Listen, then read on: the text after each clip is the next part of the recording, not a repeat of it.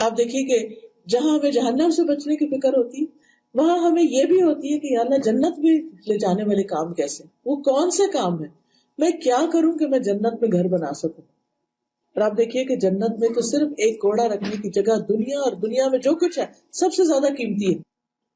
اگر ہمیں کوئی کہے کہ میں تمہیں ایک چھوٹی سی چیز بتاتی ہوں، اگر تم یہ کر لو تو تمہیں فلاں علاقے میں بہترین گھر مل جائے گا، تو ہم میں سے کوئی نہ ہو کہ جو وہ نہ کرے.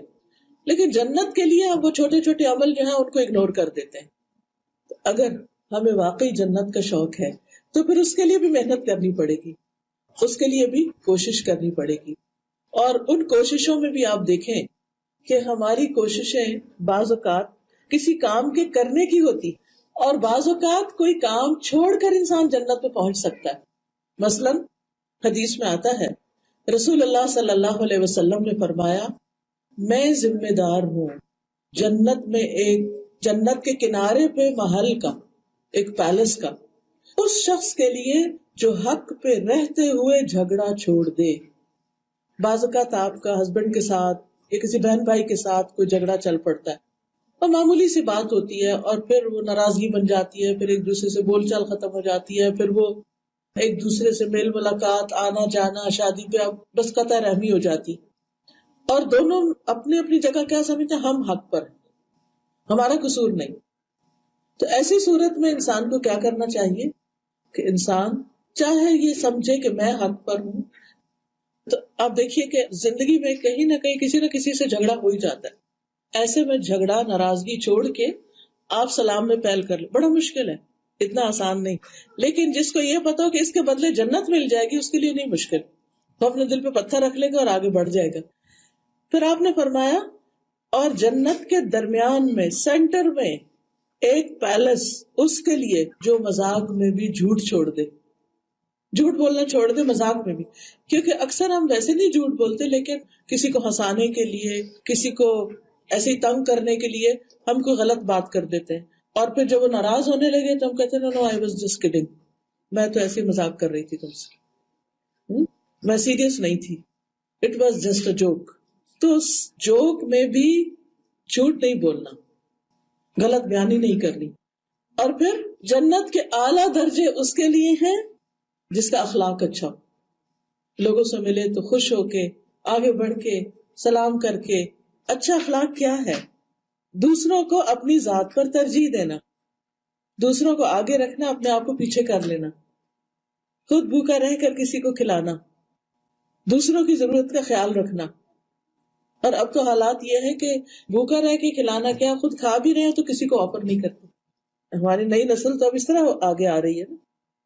اور پھر بہت سے گھروں میں آپ دیکھیں کہ جو اب ہماری یوتھ یہاں جو پلی بڑی ہے، شادی کے بعد کیا کہتے ہیں ہسبینڈ وائف آپس میں کہتے ہیں you take care of your expenses, I take care of my expenses. اپنا اپنا خرچ کرتے ہیں، بیوی بھی کام کری، میاں بھی کام کر رہا، ہر ایک اپنا اپنا کام کر رہا، اپنا اپنا خرچ کر رہے. حالانکہ اللہ سبحانہ وتعالیٰ نے، ہمارا دین اتنا خوبصورت ہے، اس نے مرد کے ذمہ لگائی یہ بات کہ تم نے کما کے خود پہ بھی کرنا اور بیوی بچوں پر بھی کرنا، اور یہ تمہاری ذمہ داری ہے، اس کو پورا کرنا ہے. اگر بیوی ہزاروں بھی کماتی ہے اور میاں سے بھی زیادہ کماتی ہے تو بھی وہ مال اس کا اپنا، اس کا دل چاہے تو گھر میں کنٹریبیوٹ کرے، نہیں چاہتی تو بے شک نہ کرے. لیکن اگر وہ کرتی ہے تو اس کے لیے وہ صدقہ لکھا جاتا ہے اور اس کے لیے بہت بڑا اجر ہے اس پر. تو بہرحال اگر واقعی ہم جنت میں جانا چاہتے ہیں تو اس کے لیے ہمیں اپنا اخلاق اچھا بنانا ہوگا، لڑائی جھگڑا چھوڑنا ہوگا. اور اچھے اخلاق میں سے ایک عادت یہ ہے کہ انسان دوسروں کا خیال رکھے، کوئی صحت مند ہو یا بیمار ہو، اور خصوصاً بیمار. اگر کوئی بیمار کی عیادت کرنے کے لیے جاتا ہے تو رسول اللہ صلی اللہ علیہ وسلم نے فرمایا جو اللہ کے لیے کسی بیمار، یعنی اپنے رشتہ دار یا دوست، کسی بیمار، آپ ایسے جسٹ ہاسپٹل میں ڈراپ ان ہوئے ہیں، اپنے کسی عزیز پیارے کو دیکھنے کے لیے گئے ہیں، آپ ساتھ جو کسی اور کا بیڈ ہے، اگر وہ اکیلا بیچارہ مریض پڑا ہوا ہے اس کو بھی پوچھ لیں. پچھلے دنوں ہماری ایک جاننے والی تھی، وہ بیمار تھی، ان کو ہم دیکھنے کے لیے گئے، کچھ اور لوگ بھی گئے، تو اسی روم میں دوسرے بیڈ پر ایک اٹالین خاتون تھی. تو سارا دن بیچاری اکیلی ہوتی تھی، کوئی ان کو پوچھنے والا نہیں. تو لیکن جو ہماری مریضہ تھی، ماشاءاللہ ان کے بہت جاننے والے دینی دوست ساتھی ایک جا رہا ہے، دوسرا جا رہا ہے، تیسرا جا رہا ہے دیکھنے کے لیے، تو وہ پھر ان کو بھی پوچھ لیتے.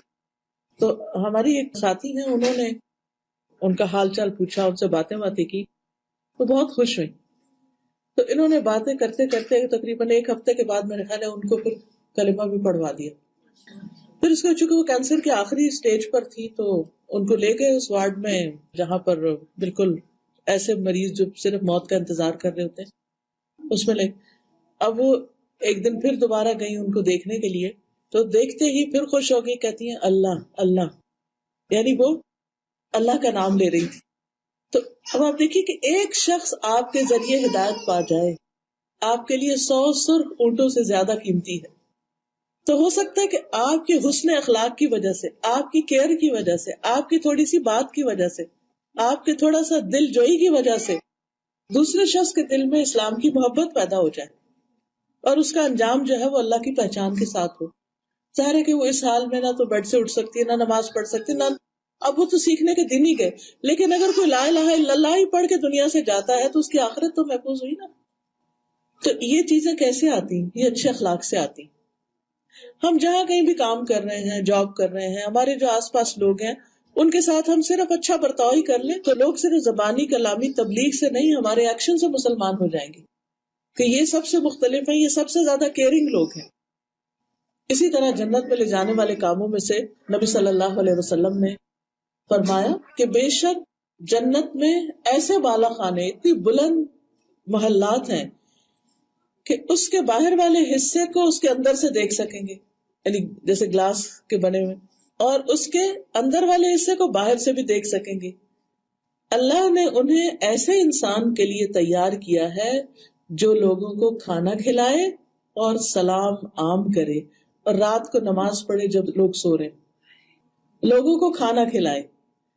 آپ اپنے گھر والوں کے لیے کھانا بناتے یہی نیت کر لیا کریں اور خوشی خوشی پکایا کریں کہ اللہ سبحانہ وتعالیٰ میری اس محنت اور میری اس کوشش کا، اس تکلیف کا، بعض اوقات آپ دیکھیں بیمار بھی ہوتے ہیں، تھکے ہوئے بھی ہیں، کھڑے بھی نہیں ہو سکتے، پھر بھی جیسے تیسے گھر والوں کے لیے خدمت کر رہے ہوتے ہیں، اور اس وقت بعض اوقات پھر ہمارا موڈ آف ہونے لگتا ہے اور یا ہم بولنا شروع کر دیتے ہیں کہ یہ سارا میرے اوپر ہی کام، یہ ذمہ داری کیوں ہے.